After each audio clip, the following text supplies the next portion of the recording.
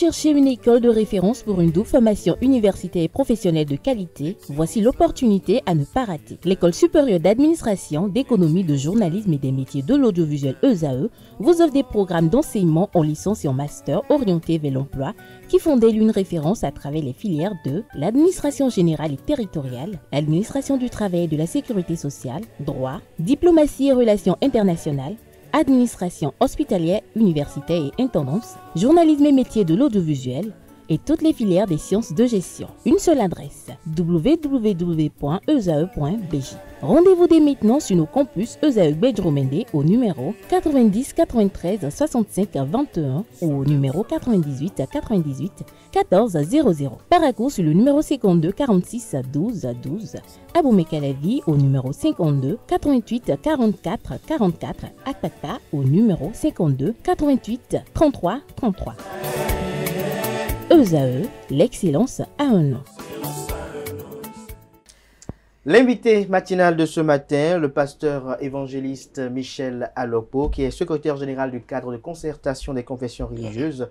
Bonjour à vous, Michel Alokpo. Bonjour, cher Carler. Merci d'être avec nous ce matin, ce fruit matin à Tifar la fin. Merci de rester avec moi pour conduire cet entretien. C'est un plaisir. Alors, Michel Alokpo, avant de rentrer dans le vif du sujet qui nous réunit, notamment pour commenter l'actualité politique nationale, notamment le verdict du procès complot contre l'autorité de l'État et également les récents propos de Maître Adrien Mbedi sur l'animation de la vie politique nationale et notamment l'état de droit et la démocratie. On a eu un panel de discussion ce matin sur Free Matin. On s'est interrogé de savoir si il est bien séant, il est sécurisé d'investir ou d'entreprendre avec un parent. Est-ce que vous pouvez entreprendre avec un parent à vous? Oui, pourquoi pas? Vous l'enseignez à l'église? Non, je n'ai pas besoin d'enseigner à l'église. Vous savez, il y a des enfants, et le père et l'enfant qui dirigent une entreprise commune. Le papa est le PDG, l'enfant est DG, et d'autres enfants sont directeurs commerciaux, directeurs administratifs, et c'est la famille qui gère. C'est permis. Dans le commerce, ça peut se passer. Et donc il n'y a pas de péril dans la demeure, même si c'est le grand frère à maman, mon oncle. Et parfois, il y a de laisser aller au niveau des enfants qui ne gèrent pas bien. Puisque c'est un bien de papa, on peut faire ce qu'on en veut. Mais c'est là où le drame. C'est là le drame, merci. Ouais. À vous, Michel Alokpo, à Tifar la fin, on va rentrer dans le sujet. C'est exact. Bonjour à vous, Bonjour, Pasteur madame. Michel Alokpo. Vous allez bien? Dieu est grand. Dieu est grand, toujours. Alors, on a assisté la semaine dernière à la fin du procès des prévenus dans l'affaire dite complot contre l'autorité de l'État, impliquant notamment l'homme d'affaires Olivier Bokor et l'ex-ministre des Sports Oswald Omeki. La Cour a requis 20 ans de prison et des amendes. Dites-nous, que pensez-vous de ce verdict-là? J'ai pas de commentaire à faire sur une décision de justice. Moi-même, je suis juriste. C'est dangereux. Mais j'ai des constats à faire dans la procédure qui a conduit à la condamnation de Bokor Olivier et de Oswald Omeki. Il est bien établi que le procureur de la Criette a fait ses réquisitions sur le soi-disant complot contre la sûreté de l'État. Donc, à cet effet, j'ai eu à écouter une vidéo sur les réquisitions du ministère public. Le monsieur a usé de certains cas pratiques, de certaines jurisprudences qu'il a énoncées dans ses commentaires. En cela, le procureur est dans son rôle. Mais je voudrais observer ceci. Les accusés ont été jugés sans la présence de leur avocat. Est-ce du fait de la Cour, du ministère public? Cela veut dire qu'il y a tellement de vices de procédure. Mais est-ce que l'absence des avocats est due au ministère public ou à la Cour? Ben, moi je ne veux pas faire un commentaire là-dessus. Ce qui est sûr, il y a eu un incident. il y a eu un incident. Oui. Vous savez que la Cour constitutionnelle a condamné un juge de la Criette sur ce fait et le bâtonnier. Parce que c'est une irrégularité flagrante. Ça peut annuler le procès. Mais vous êtes d'accord avec moi que la Cour même a donné un délai pour que les prévenus puissent reconstituer leur défense? J'ai suivi. Mais le délai n'est pas suivi pour les accusés. S'ils devaient faire appel à des avocats internationaux, ben, ça prendra un peu plus de temps. Mais ils avaient des avocats avec lesquels ils avaient entamé la Mais procédure. ils se sont déconstitués. Une fois qu'ils se sont déconstitués, le procureur et la présidente de la Cour doit donner un plus de délai de grâce pour permettre aux accusés de se défendre. Et ce qui est clair et net, sans avocat, pour un crime, ça balaie de revers toutes les décisions. Donc les 5 jours qui ont été donnés pour vous étaient insuffisants. Insuffisants. Alors, autre question pour vous, Michel Alokpo. Vous avez écouté les déclarations là-bas, notamment celle de l'agent de sécurité qui a dit avoir vu son patron effectuer des mouvements suspects, le cash en liquide, comment les fonds ont été constitués. Vous avez suivi un peu les déclarations là-bas de part et d'autre. Comment vous êtes ressenti pour vous? Est-ce que pour tout cela, pour vous donne l'impression d'une machination? Mais vous savez que ce n'est pas d'aujourd'hui que ces hommes politiques font du transfert d'argent et sans être inquiétés. Vous savez qu'il y a le mouvement OB, financé par certains hommes politiques et des amis. Des amis à vous? L'argent, il est trop haut. Des C'est des milliards qu'ils ont dépensés pour mettre en place un mouvement OB partout. Ben, on ne peut pas assimiler la sortie de ces sous à un complot contre la sécurité de l'État. Vous avez écouté le commandant de la garde républicaine, vous avez écouté NCA Côte d'Ivoire. Le commandant de la garde républicaine, je m'en viens à lui. Vous savez que dans un autre dossier pareil, le général Philippe Oudéon a dit qu'on l'a approché pour un soi-disant coup d'État. Mais il a décliné l'offre. Pourquoi? Tes voisins n'a pas décliné l'offre qu'on lui a offert d'aller faire un coup d'État à son chef. Il pouvait décliner l'offre. Est-ce que vous pensez, entre le colonel Dieudonné Tévoadjere qui est en fonction et le général Louis-Philippe Oudéon qui est à la retraite, des deux, vous pensez qui est plus à même à effectuer un coup d'État si vraiment il y avait cette intention? Qui est plus habilité, qui a plus les rapports de force en sa faveur? Est-ce que vous connaissez celui qu'on appelle Oudéon Philippe? Vous connaissez aussi le colonel Tévoadjere? Je ne le connais pas. Ah, bon. J'étais au ministère de l'Intérieur. Renseignez-vous sur son parcours. C'est un homme qui est créé. D'abord par la police. Oui, mais le galon de général qu'il a porté, mais il le je méritait. n'ai pas souvenance déjà qu'il y a eu coup d'État effectué par un policier à la retraite. Ça peut arriver.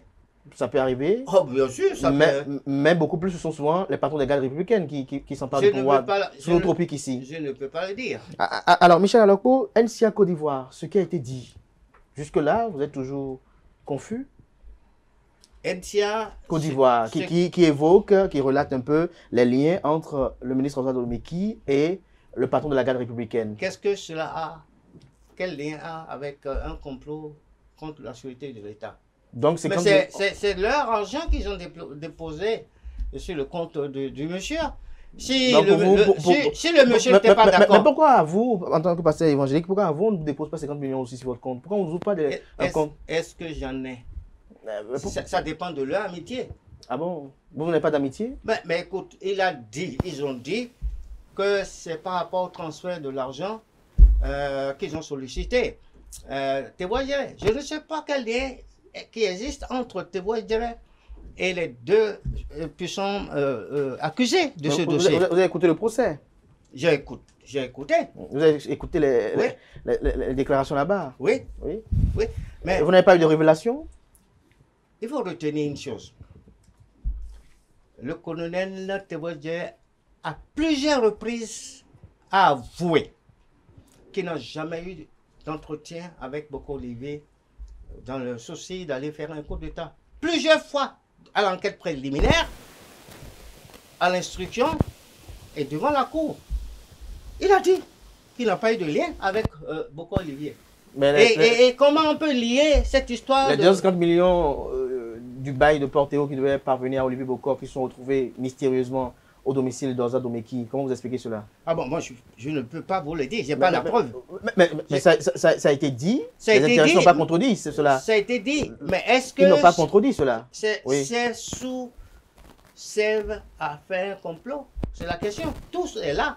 Puisque tous les principaux accusés ont nié les faits de complot contre la sécurité de l'État. Mais si vous, Michel Alokpo, vous étiez président de la République, au conseil d'un président de la République, et que vous apprenez que le patron de votre sécurité est au domicile d'un ministre avec qui vous n'êtes pas en de très bons termes, la nuit, qui l'a envoyé? À 0 heure. Qui l'a envoyé là-bas? Vous n'avez pas à vous inquiéter? Qui l'a envoyé?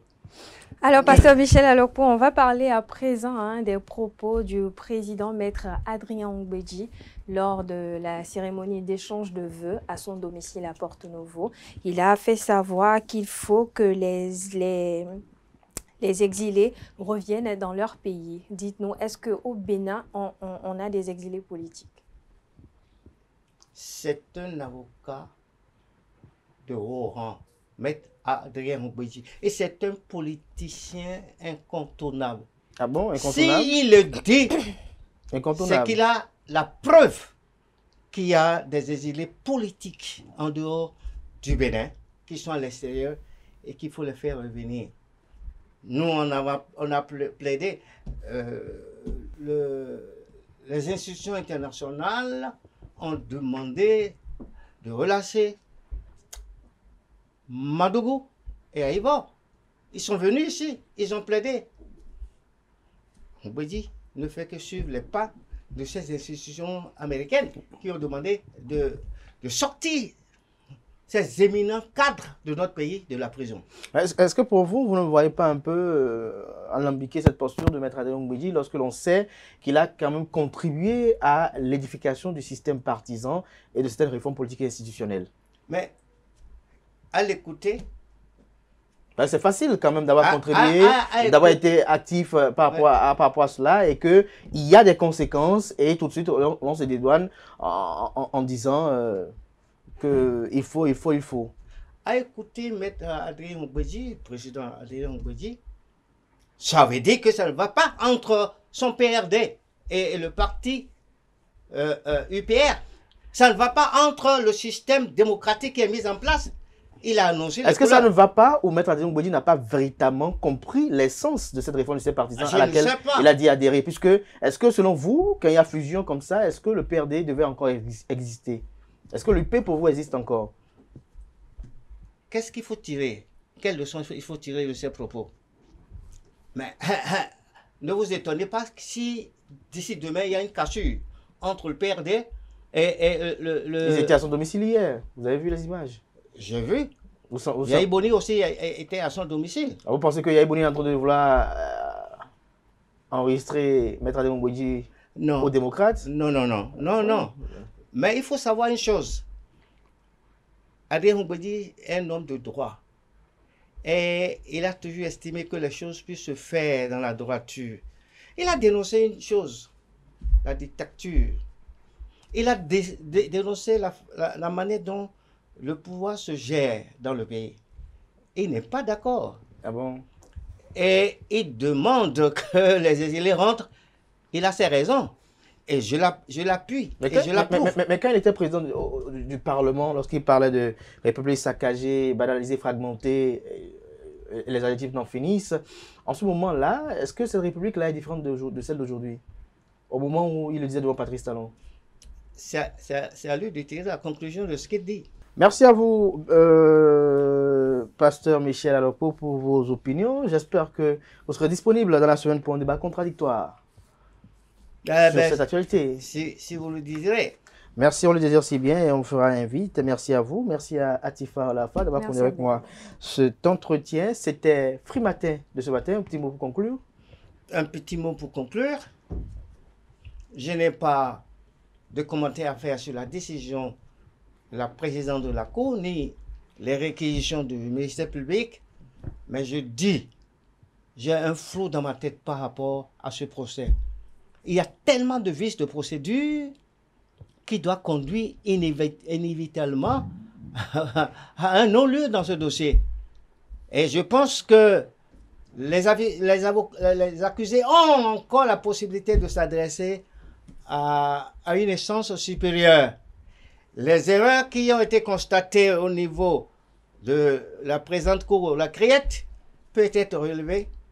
Et les avocats peuvent revenir. Ils ont le temps maintenant de constituer d'autres avocats pour que le débat soit contradictoire et qu'il y ait une équité dans ce jugement que nous avons vu, entendu. Je vous remercie. Merci à vous, Michel Alopo. Je rappelle que vous êtes le secrétaire général du cadre de concertation des confessions religieuses, pasteur évangélique.